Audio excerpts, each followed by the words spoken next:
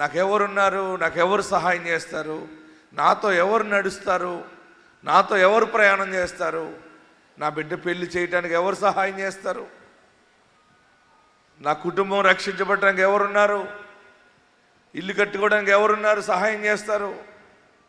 ఏమో నాకు భయముగా ఉంది, ఈ అప్పులు సమస్యల్లో నాకు భయముగా ఉంది, నాకు ఎవరున్నారు అనుకుంటున్నావు కదా. ఈ క్రిస్మస్లో శుభవార్త, ఈ తైలాభిషేక ఆరాధనలో శుభవార్త ఏంటంటే యేసుని పూజించే నీకు ఆయన తోడుగా ఉంటానని మాటిస్తావు.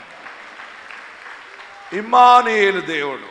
ఏ దేవుడినా ఇమ్మానుయేలు అంటే అర్థము తోడుగా. హల్లెలూయా చెప్పండి. ఇంతవరకు నీ కుటుంబానికి ఒక తోడు లేదు కదా.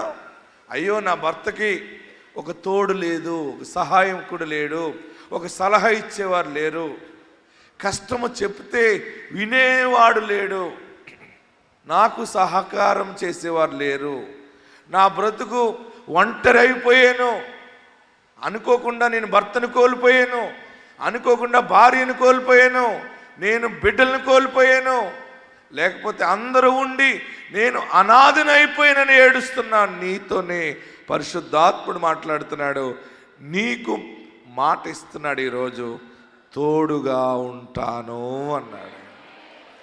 ఎవరు తోడున్నా వెళ్ళిపోతారు, కానీ దేవుడు నీకు తోడుంటే నీ కష్ట సమయంలో కూడా నిన్ను విడువాడు. హల్లెలూయా చెప్పండి.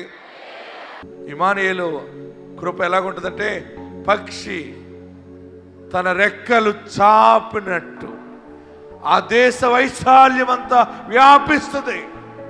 నీ అమ్మగారి ఇల్లు, నీ అత్తిల్లు, పుట్టిల్లు, నీ వారు, నీ వంశము, నీ సర్నేమ్, మొత్తం నీ ఫ్యామిలీ అంతటి మీద నిన్ను బట్టి ఇమ్మానుయేలు తోడుగా ఉన్నాడు. అందరు రెండు చేతులు పైకి చాపి ఇమ్మానుయేలు దేవా అని పిలవండి. 7 మార్లు పిలవండి. స్ట్రైట్ గా చేతుల పైకి ఎత్తి, యేసు ఇమ్మానుయేలు దేవా, తోడుగా ఉండువాడా, ఆయుష్ ఇచ్చువాడా, ఆరోగ్యం ఇచ్చువాడా, నిన్నే పూజిస్తాం, నిన్నే ఆరాధిస్తాం.